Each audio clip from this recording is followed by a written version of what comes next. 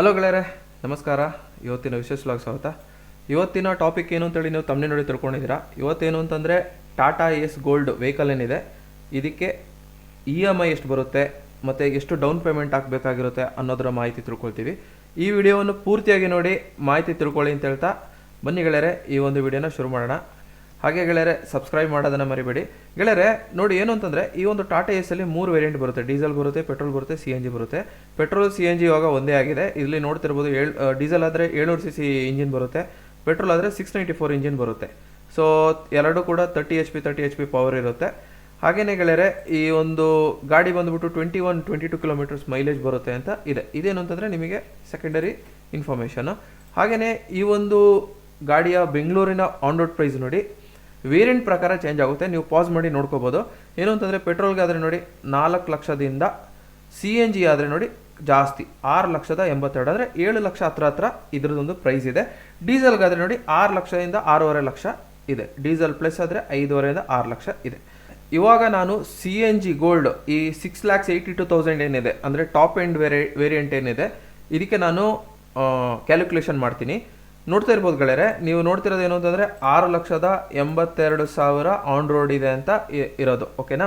ಇವಾಗ ಮೊದಲಿದಾಗ ಏನು ಅಂತಂದರೆ ಝೀರೋ ಡೌನ್ ಪೇಮೆಂಟಲ್ಲಿ ಎಷ್ಟು ಚಾರ್ಜಸ್ ಬರುತ್ತೆ ಅಂತ ನೋಡೋಣ. 6,82,000 ಇಲ್ಲಿ ಲೋನ್ ಅಮೌಂಟ್ ಬಂದ್ಬಿಟ್ಟು ಇಲ್ಲಿ ನೋಡ್ತಿರ್ಬೋದು 6,82,000 ಇದೆ. ಆಮೇಲೆ ಆ್ಯನ್ಯುವಲ್ ಇಂಟ್ರೆಸ್ಟ್ ಬಡ್ಡಿ ಎಷ್ಟು ಅಂತ ಅಂದರೆ ನೋಡಿ, ಇಲ್ಲಿ 8% ಹಾಕಿದ್ದೀನಿ. ನಾರ್ಮಲ್ ಆಗಿ ಎಲ್ಲ ಕಡೆ 8, 8.5, 9 ಇರುತ್ತೆ. ಬಟ್ ನಾನು 8% ಅಂತ ಹಾಕಿರ್ತೀನಿ.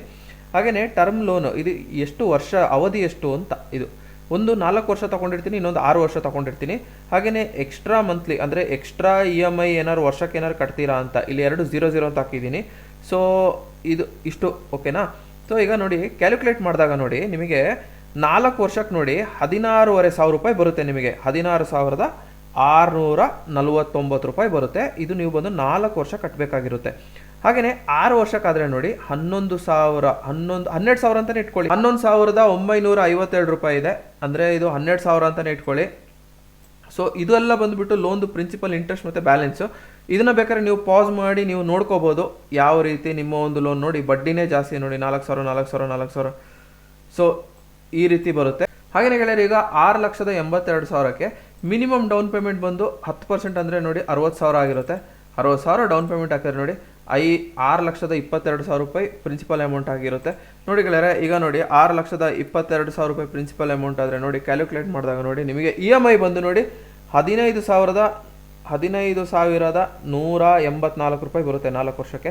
6 ವರ್ಷಕ್ಕಾದರೆ ನೋಡಿ 10,900 ಅಂದರೆ 11,000 ಬರುತ್ತೆ 6 ವರ್ಷಕ್ಕಾದರೆ. ಹಾಗೆ ಇದನ್ನ ಬೇಕಾದ್ರೆ ನೀವು ಸ್ಕ್ರೀನ್ಶಾಟ್ ಹೊಡ್ಕೊಳ್ಳಿ. ಇದೇನು ಅಂತಂದರೆ 60,000 ಡೌನ್ ಪೇಮೆಂಟ್ಗೆ ಏನು ಸ್ಟೇಟಸ್ ಇದೆ ಅಂತ.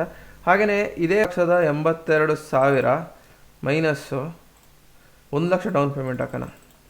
1 ಲಕ್ಷ ಡೌನ್ ಪೇಮೆಂಟ್ ಹಾಕಿದ್ರೆ ನೋಡಿ 5,82,000. 5,82,000 ನೋಡಿ 5,82,000 ನೋಡಿ 5,82,000 ನೋಡಿ ಕ್ಯಾಲ್ಕುಲೇಟ್ ಮಾಡಿದಾಗ ನೋಡಿ ನಿಮಗೆ 4 ವರ್ಷಕ್ಕೆ 14,200 ರೂಪಾಯಿ ಬಂತು EMI. 6 ವರ್ಷಕ್ಕಾದರೆ ನೋಡಿ 10,200 ರೂಪಾಯಿ ಬಂತು EMI. ಹಾಗೆಯೇ ನಿಮಗೆ ಬೇಕಾದ ಏನಾದ್ರು ಸ್ಟೇಟಸ್ ಬೇಕು ಅಂತಂದರೆ ನೋಡಿ, ಇದು ಏನು ಅಂತಾರೆ ಬಡ್ಡಿ ಇರ್ಬೋದು, ಬ್ಯಾಲೆನ್ಸ್ ಇರ್ಬೋದು, ಪ್ರಿನ್ಸಿಪಲ್ ಅಮೌಂಟ್ ಇರ್ಬೋದು.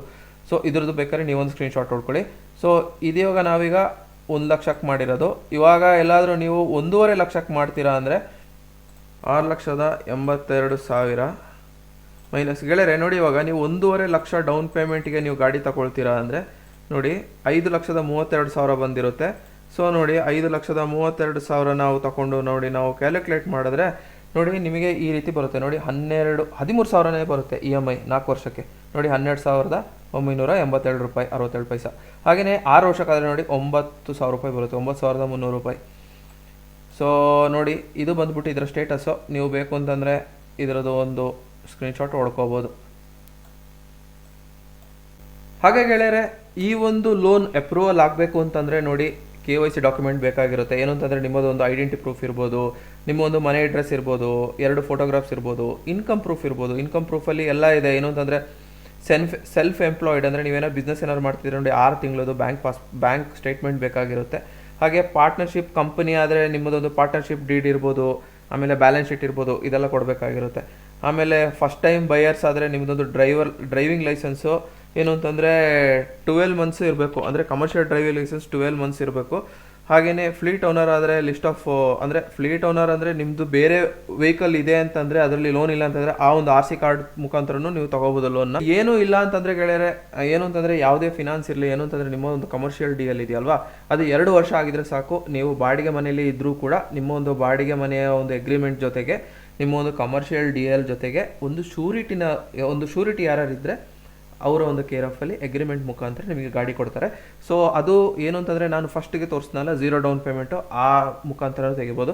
ನನ್ನ ಪ್ರಕಾರ ಏನು ಅಂತಂದರೆ 10 ಲಕ್ಷದ ವೆಹಿಕಲ್ ತಗೊಳ್ತೀರಾ ಅಂದರೆ ನನ್ನ ಪ್ರಕಾರ, ನನ್ನ ಒಂದು ಸಣ್ಣ ಕಿವಿ ಮಾತು ಏನು ಅಂತಂದರೆ ಮಿನಿಮಮ್ ಅಂದರೂ ನೀವು 30% ಆದರೂ ನೀವು ಡೌನ್ ಪೇಮೆಂಟ್ ಹಾಕಬೇಕು. ಅಂದರೆ 10 ಲಕ್ಷ ಗಾಡಿಗೆ ನೀವು 3 ಲಕ್ಷ ಆದರೂ ಡೌನ್ ಪೇಮೆಂಟ್ ಹಾಕಬೇಕು.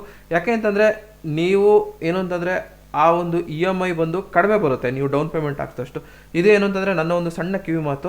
ಸೊ ನಿಮಗೆ ಈ ನನ್ನ ಒಂದು ಈ ವಿಡಿಯೋ ಇಷ್ಟ ಆಗಿದೆ ಅಂತ ಅಂದ್ಕೊಂಡಿದ್ದೀನಿ. ಇನ್ನಷ್ಟು ವಿಡಿಯೋಗಾಗಿ ನನ್ನ ಈ ಚಾನಲ್ನ ನೋಡಿ, ತುಂಬಾ ಒಂದು ರಿವ್ಯೂಸ್ ವೀಡಿಯೋಸ್ಗಳಿದೆ ನೋಡಿ. ಅದರಲ್ಲಿ ಏನು ಅಂತಂದರೆ ನಿಮಗೆ ಅತ್ಯಾಕರ್ಷಕವಾದ ಡಿಸ್ಕೌಂಟ್ಸ್ ಕೂಡ ಇದೆ. ಏನು ಅಂತಂದರೆ ನನ್ನ ಒಂದು ಹೆಸರು ಹೇಳಿದ್ರೆ ನಿಮಗೆ ಶೋರೂಮ್ ಅವರು ಫ್ಲ್ಯಾಟ್ ಡಿಸ್ಕೌಂಟ್ಸ್ ಕೂಡ ಕೊಡ್ತಾರೆ ಅಂತ ಹೇಳ್ತಾ, ಇನ್ನಷ್ಟು ವಿಡಿಯೋಗಾಗಿ ನನ್ನ ಈ ಚಾನಲ್ನ ಸಬ್ಸ್ಕ್ರೈಬ್ ಮಾಡಿ. ಮುಂದಿನ ವಿಡಿಯೋದಲ್ಲಿ ಭೇಟಿ ಆಗೋಣ. ಥ್ಯಾಂಕ್ ಯು ಗೆಳೆಯರೆ, ಶುಭ ದಿನ.